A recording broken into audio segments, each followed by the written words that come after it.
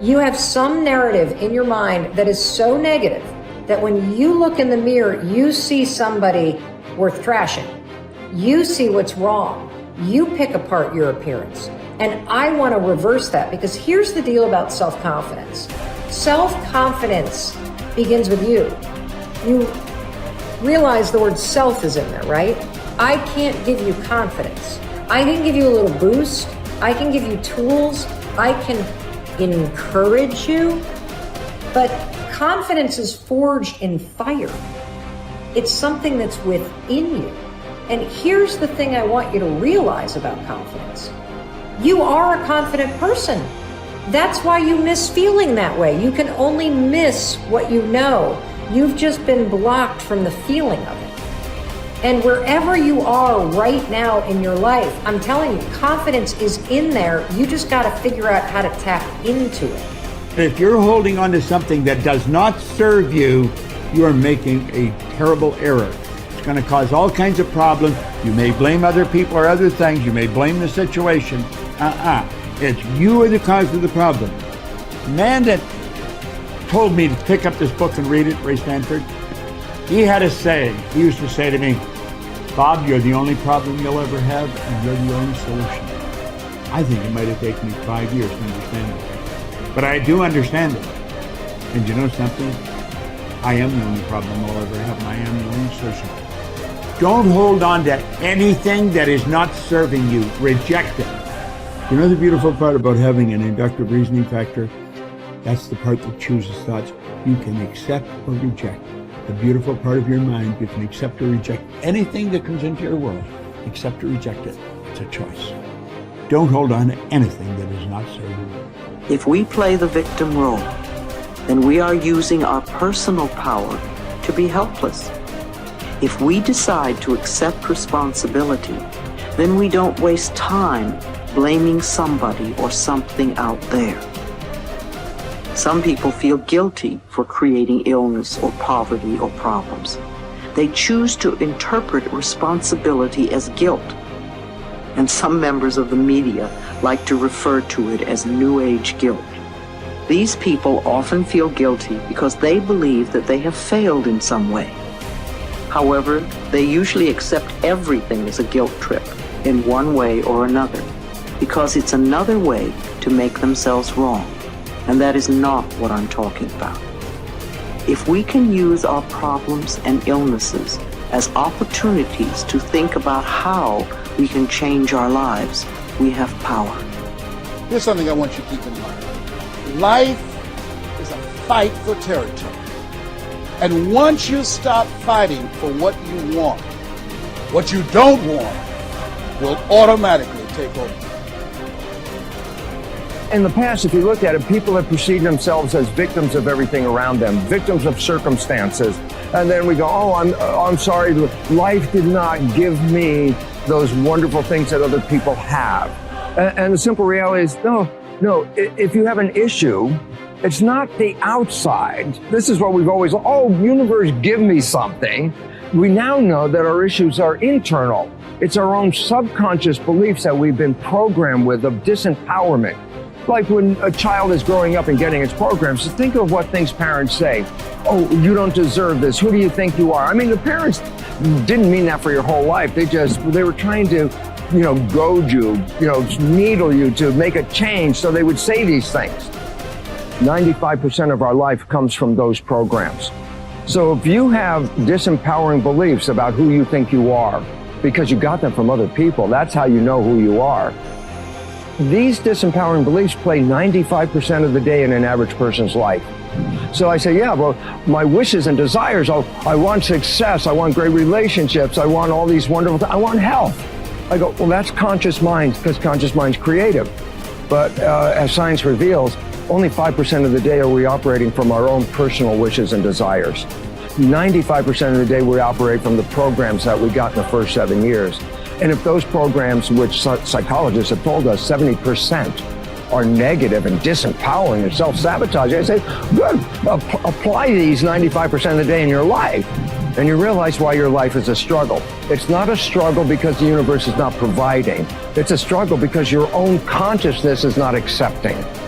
And this is where we have to change. And so getting control of your mind, taking charge of your consciousness is a way of overcoming those limitations. There are many different ways to take this control back in your life.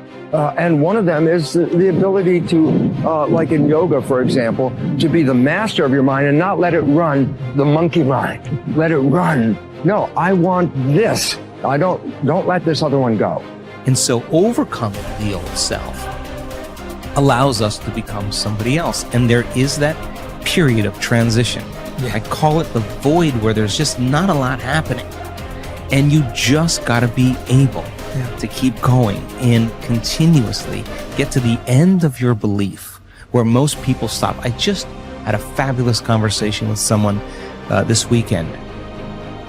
Broke through to the other side, and now there's so much magic happening around this person, but she's worthy now to receive it. And that is the key, because the universe only gives us what we think we're worthy of receiving. So we got to become initiated into this and understand it. Thousands of years of programming that says that we have to change things matter to matter, in three-dimensional reality, and it will take time. But to begin to connect to that resource called the quantum field and create from the field instead of from matter, there's a lot of unlearning that has to go on. You have to really begin to mentally rehearse. Like, so you ask yourself at the end of your day, I do this every day. How'd I do? How'd I do today, bro? How'd you do? Did you do good? Where'd you fall from grace? What was it that caused you to go unconscious for the rest of the day? Like, what was that moment? Now, if you're a student of life, you'll begin to contemplate, well, it was that person that said that thing, then I reacted, or I got this email, or things didn't go my way, and I started feeling angry or frustrated or fearful. The next time that happens, how could I evolve my experience? Now, you may have to search for some answers of the best model to build, or you may actually have a long contemplation and start to go, God, the next time that happens, I think I'm going to do this, or I'm going to do that, or I'm going to plan my behaviors.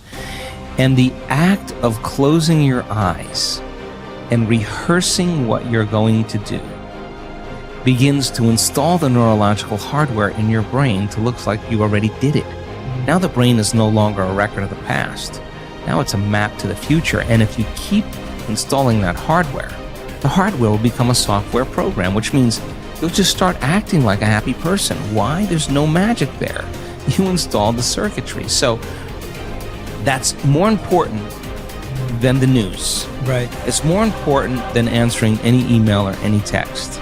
It's more important than talking about your past. If you want to enjoy self-confidence on the outside, you must practice complete integrity on the inside.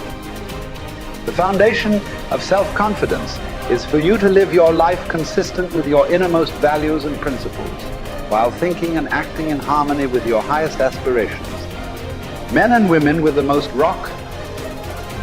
solid self-confidence are those who are absolutely clear about what it is they believe to be right and good and worthwhile, and who live their lives consistent with these values. Everything they do or say is an expression of their innermost convictions. Your whole world can fall down around you, but as long as you know that you are doing the right thing, you will have a deep inner sense of calm that will manifest itself in an attitude of confidence and self. In an attitude of confidence and self-assurance in any situation. You will have many ups and downs in life. But what is most important is that you remain true to yourself. Your true values are only expressed in your actions, in what you do. You can tell what you truly believe by observing what you do in any situation in which you have to make a choice, especially when you are under stress and pulled in two directions at once, with opposing demands or responsibilities. This is when your true values are revealed. The action that you take in any given situation will tell you which of your values is uppermost or whether you have any values at all. It is not what you say, hope, wish, or intend, but only what you do that counts. Your choices and the actions you take tell you unerringly who you really are. You can develop within yourself a superb set of values by acting as though you already had those values. You can develop integrity and courage and compassion and confidence by behaving as though you already had these qualities. The more you act the part, especially when you demonstrate these qualities under stress or when you feel like doing or saying something else, the more rapidly these qualities become a permanent part of your mental makeup. The more you practice good values, the more rapidly you become a truly superior person. The keys to developing the unshakable self-confidence that will make everything else possible for you are self-control, self-mastery, and self-discipline. Self-confidence can come directly by behaving in a self-confident manner, but more often it comes indirectly by doing and saying the things and practicing the behaviors that lead to self-confidence. The most important self-development behavior is living consistently with your highest values at every opportunity